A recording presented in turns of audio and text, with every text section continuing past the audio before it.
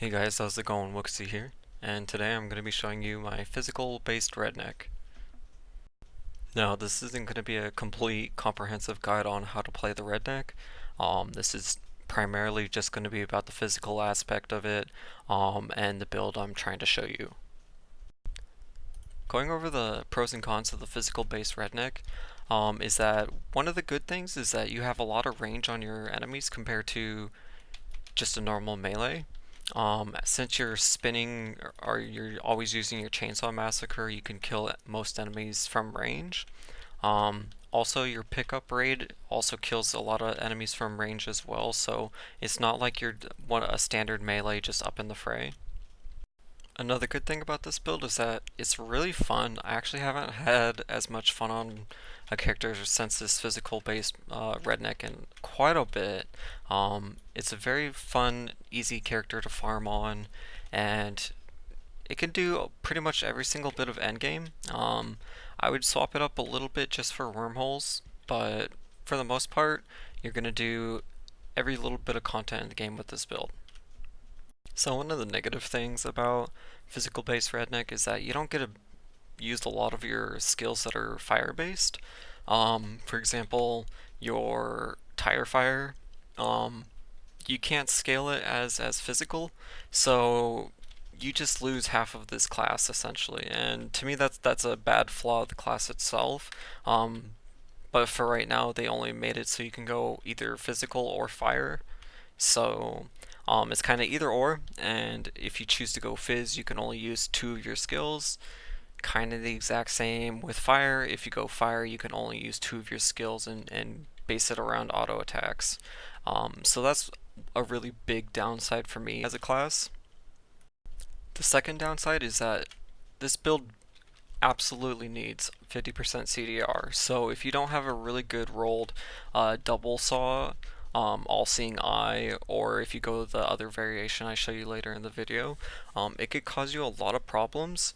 So you would have to stack Von runes to fix that, and that could be a little costly, and it could be a little troublesome early game. Um, However, if you do get these two items rolled right and leveled up, you only need the two items to cap your CDR, so that's perfect. So there's a couple different ways you could play this build. Personally, I chose not to go crit just because I like the gear setup a little better without crit. But you absolutely could swap out most of these items for crit items and still pick up the 50% CDR and probably still do just as fine. It's personal preference, but in my video I will show you the non-crit version. So I'll go over my item choices starting from my helmet. What I personally chose is the Colossus Avenger just because you can stack a ton of strength on it, as you'll gain a ton of damage on this build by stacking strength instead of going like jaw runes and stacking just Phys percent. So I like that about the Colossus Avenger. It also has quite a bit of armor, has decent HP, and it also has a ton of Phys, which is really good. My secondary option on this build would probably be the Judge, Jury, and Executioner, just because it has a CDR. However, it's quite a weak helmet. It doesn't have any physical percent damage. We're not going crit, so the crit is irrelevant. The crit damage is irrelevant. The 26% mana isn't the worst, but we don't really have mana issues. The strength is good on the helmet, and that's pretty much its only redeeming point is the strength. But other than that, those are the only two helmets I would use. Going over amulets, I would either use the Elder's Heart, mainly because you want the all stats, but mainly you want the CDR as well. The CDR and the amulet spot is really important on this build, so you can do that, or you can use the All-Seeing Eye. Personally, I use the All-Seeing Eye just because it has a lot of all stats, has all talents, ton of CDR, max HP, max mana, health and mana on kill, so it's really good. It's a really good option. Now for weapons, I personally use the Double Saw 4000. Plenty of reasons why this is a really good item. They heavily buffed it. It has movement speed, it has a ton of Phys percent damage, has decent amount of flat Phys, but its base damage is really high. It also has all stats, CDR, all talents, life per hit, um, 14 Chainsaw Massacre, 14 pickup rate, which is our main two skills. So you get quite a bit out of this axe. My second option though is the Vorpal Shark Tooth along with the Rift Eye shield. The Vorpal Shark Tooth is really good because it does give all stats, all talents, tons of attack speed, and it does have Magic Find, so it's a lot of fun. And you can stack a lot of strength on it too, just because it does have the 5 sockets. And then Rift Eye itself already has a ton of strength percent on it. You could just stack more on top of that. Has decent Phys damage percent and has decent attack speed. And then it has a little bit of a kick too because it has the damage reduction and the health after kill. So those help you just a little bit. Going over the chest armor though, I personally use the Gladiator's Demise because they heavily buffed it. So it has a ton of armor, ton of attack speed, lots of strength and strength percent. And it also has a ton of physical percent damage and a lot of flat Phys damage, so it's a really good choice to just do a lot of damage. However, you can use the Cuirass of Blood, also has a ton of attack speed, but you're missing out on a lot of damage and we really don't need the life per hit, so it's kind of up to you if you want to go that route.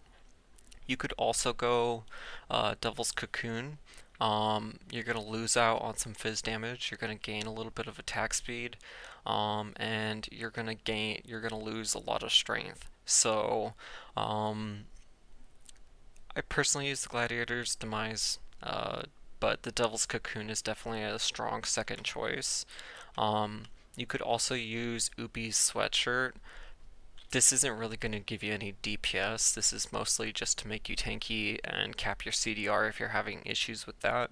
And it's nice too because it has all talents and magic find, so it's a good chest piece if you just are looking for something to fill the slot.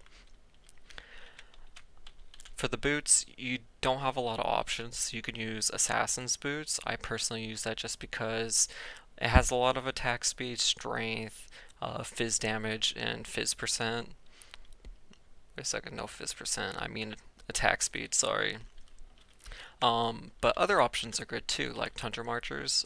You could use that instead of the amulet slot, and you can then use like a Rift Warrior skull. That actually might be a better idea. I actually might try that, but you could definitely do that with Tundra Marchers. Another good option is Boots of Blood. Just a ton of HP, all talents, life per hit, ton of speed, so really good choice. For the gloves, I'm only pretty much using War Masters, just because of the huge Phys percent damage that it has, and it does have decent strength too, so you can stack, you know, a little bit of extra strength percent on top of there. It also solves your mana issues, and it does have a little bit of life per hit. They did take off the all talents off of it, unfortunately, so that's quite a nerf to those. But you could also use the assassin mitts. We don't really need the crit though. We don't really need the attack speed that much. It does have 39% Phys damage now, which is nice. It does have the all stats, which is nice, and the life per hit, but we don't really need what that glove gives to us. Now for the charm, you pretty much are just going to use the Redneck's keychain. This is a far better option than the Eye of Scatty. You just get far better damage out of it. It's hands down better for Redneck. But if you for some reason can't get the keychain, then Eye of Scatty is a good choice until then. And finally, we're going to go over the talents. The talents are pretty easy because you're, like I said before, you're just maxing your Phys skills. So you're going to put 25 points into Chainsaw Massacre. That's what your spinny skill is. A lot of fun. The next one you put 25 into is Pickup Raid. That's your War Truck. Right there. The next one you put 25 into is Moonshine Madness. That's your proc that procs more attack speed right there. So it takes my attack speed from like 2 attacks a second to 3.6. It helps a little bit, but the main the main goal out of it is it gives you move speed, so it increases your clear speed quite a bit.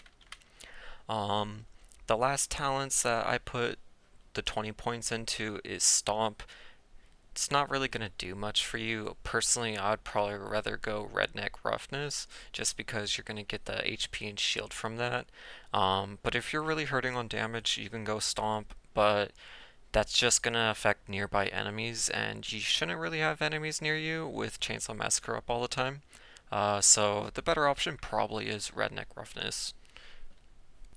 So other than that, you're pretty much just gonna bind your Chainsaw Massacre and your pickup raid to your right mouse button and just go to town.